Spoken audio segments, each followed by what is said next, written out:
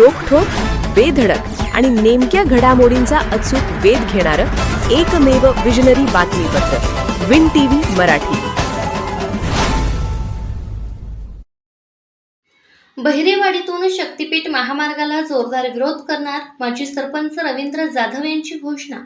पन्हाळा तालुक्यातील बहिरेवाडीसह जाकले, गिरोली, पोहाळे आणि कुशिरे या 5 गावातील शेतकऱ्यांनी प्रस्तावित असलेल्या शक्तीपीठ महामार्गाला प्रचंड विरोध दर्शवला असून या निमित्ताने गावगावच्या ग्रामपंचायती, पाणीपुरवठा संस्था, दूध संस्था, सेवा सोसायटी, विविध संस्था व संघटना यांनी या महामार्गाच्या विरोधात आक्षेप घेऊन लेखी स्वरूपाच्या हरकती दिल्या आहेत.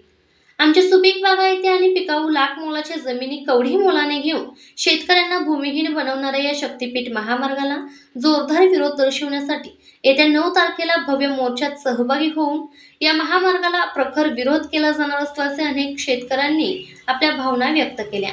या पार्श्वभूमीवर पन्हाळा येथे घेतलेल्या सर्वपक्षीय मेळाव्यात प्रखर विरोध करण्याचा निर्धार करण्यात आला.